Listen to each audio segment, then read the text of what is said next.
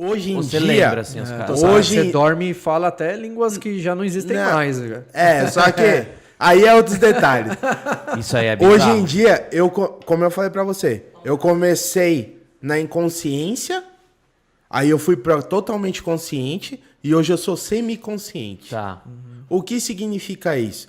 Muitas vezes as pessoas estão falando, eu não sei mais o que a pessoa está falando. Às vezes eu sei que a pessoa apareceu na minha frente, mas eu não sei o que foi conversado. Que legal. Eles não deixam mais a informação ficar na minha cabeça, para que não haja uma interferência da minha parte.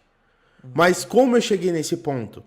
Eu confio plenamente, conheço o trabalho das minhas entidades, e as minhas entidades confiam em mim. Confiança é tudo, né? E como houve esse caminho aí já de 16 anos, aí hoje em dia já mudou. Mas no começo eu era totalmente consciente. Caramba. E é o maior desafio, quando você desenvolver consciente. Você vê, você se ouvir e falar, eu tô falando isso. Eu sou, tenho 2 pés esquerdos junto ao quadrado e eu tenho um baiano que dança quase no chão, joga capoeira e eu nunca fiz isso na vida. Isso que é mais louco, né, cara? Você entendeu? Não, e a minha experiência, contar rapidamente aqui naquele centro que eu fui em Cotia, tem lá defumação, tal, as músicas, papapá, e aí depois tem a conversa. Você conversa com a entidade lá. Mano, a minha começou a falar espanhol. Era um cara super simples, assim. Começou a falar espanhol com sotaque, assim, um espanhol parecido. Eu quero saber um negócio, continua. Um espanhol parecido rápido, parecido. Eu fui pro México agora há pouco e há poucos dias, assim, espanhol estilo fluente, que você não entende nada. Aí você calma, fala um pouquinho mais devagar, por favor. Porque assim, e tem registro, por exemplo, do Chico Xavier psicografando em italiano, psicografando em japonês, chinês, hebraico, italiano de ponta cabeça, inglês. Você fala, caralho, tem alguma coisa aí. E é por isso que eu gosto de pegar essas coisas e unir com a parte científica também, que eu tinha comentado. Mas aí vai muito aquilo que eu falei. Porque quando acontece uma coisa assim, sai um pouquinho da fé. Sim. Vira até uma coisa racional. Você fala, não, tem alguma coisa aí, né? Não é muito assim? Mas isso é muito bacana, porque a curiosidade vai fazer você buscar. Exato. É muito útil. As pessoas, mas eu não tenho que perguntar. Não tem. Pergunte. Tire dúvidas. É aquilo que eu falei, vivencia. Vivenciar isso. É você ir lá, começar, aí a partir disso eu vou ter curiosidade disso, através da curiosidade vai surgir uma dúvida, através disso vai surgir um conhecimento, um aprendizado, e assim eu vou poder auxiliar uma outra pessoa. Isso que o Bedu, mas agora a dúvida? Isso que você falou, o cara tá falando em espanhol. Por que o Exu, Pombagira, a da água, Iemanjá, boa pergunta, tá só no Brasil e não tá em outros países? Vamos lá. Eu só vou cortar um pouquinho. Exu, Pombagira são linhas de trabalho.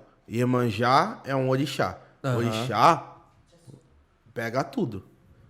Orixá pega e entidades pegam o mundo todo. Só que o que acontece?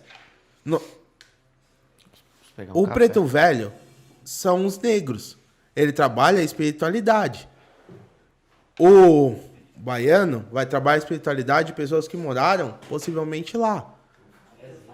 Muitos lugares, por exemplo, ciganos ou uma pombagira que não é dessa terra, traz a memória dela, traz o conhecimento dela, traz as coisas dela através da linguagem. Eu posso ter um espírito, por exemplo, daqui e trabalhar em outro lugar do mundo? Posso. Só que possivelmente, se eu morar um tempo em um outro lugar do mundo, possivelmente algum espírito que traga ancestralidade, que traga o conhecimento da terra, o conhecimento para ajudar outras pessoas, vai vir a passar e trabalhar junto. Então, a entidade faz isso. Ela pega os conhecimentos para auxiliar aqueles que estão nessa terra. Então, uma entidade daqui pode trabalhar fora? Pode. Mas possivelmente um espírito que viveu e morreu naquela terra vai começar a trabalhar com essa pessoa para trazer o conhecimento local para auxiliar. Entendi. É como se fosse uma corrente. Eu tenho as minhas entidades. Se eu, por exemplo, eu mudei para a Europa, para Espanha, eu não tenho conhecimento pleno de como era. Eu não tenho conhecimento de detalhes, de erva, de raízes. Possivelmente vai vir algum espírito daquela terra se ligar à minha mediunidade para auxiliar aquelas pessoas que estão lá.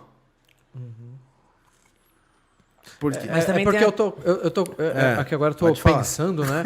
Então eu tô começando a separar. Pode falar. Imagino que a sua questão seja de tipo assim, por que ele tá falando espanhol comigo, né? Se ele é um espírito, devia saber falar todas as línguas, devia falar português. Eu não vejo ninguém de outro país falar assim, o Exu Caveira apareceu aqui. Mas né? é que não é de conhecimento, mas hoje nós temos extremamente... como eu falei pra você, a Umbanda é uma religião brasileira. Só que se você for ver, nós temos hoje Umbanda no mundo inteiro. Mas nós temos no Japão, tá?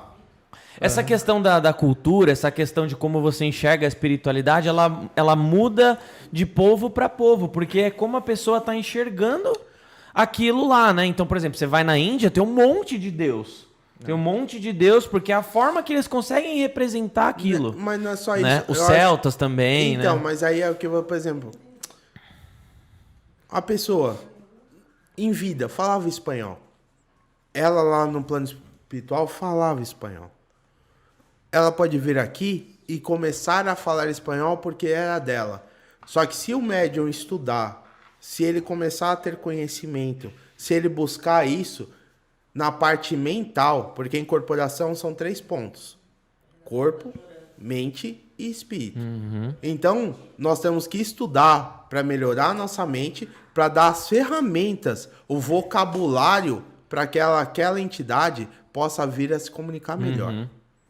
Então, num primeiro momento, ela pode falar espanhol, como ele falou, muito do que ela quando ela estava em vida.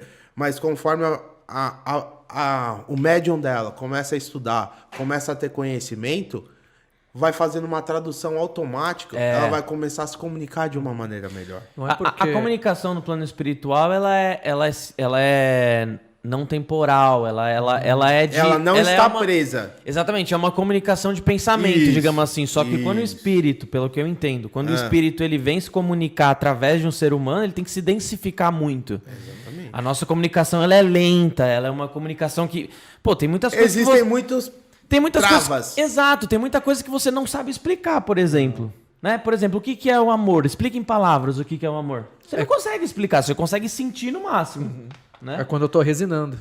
Aí, é um amor, com certeza. Ainda assim... Não, beleza, esse foi um corte maravilhoso, mas ainda assim é uma sensação que você tá explicando. Exato, certo? sem você conseguir transmitir. O que é um amigo? Me fala o que é o gosto da laranja. Então a nossa comunicação é uma bosta, né? Quando você vai pro espiritual, você entra no inefável, você entra num negócio que não tem como você expressar em palavras. Eu acredito que pro espiritual não exista terras, né? Do tipo, enquanto ele estava vivo, ele estava em um ponto do planeta. Mas depois que ele saiu disso... Para facilitar, eles põem pontos. Às vezes eles não podem saber o nome de onde eles viveram, mas eles vão falar de pontos que existiam. E através, como eu falei, do nosso mental, que tem que correr atrás da informação, nós vamos chegar numa resposta. Legal. Por isso que eu falei, a parte do médium é muito importante. Todo mundo fala só da parte de incorporação, mas tem que existir o estudo, tem que existir a preparação. Sem dúvida. Tem que existir o buscar o conhecimento de uma erva, buscar o conhecimento de uma pedra, buscar o conhecimento do que existia aqui antes ou em outros lugares, para você dar mais ferramentas para aquele espírito que te acompanhe trabalhar de uma forma melhor, se fazer entender de uma maneira melhor.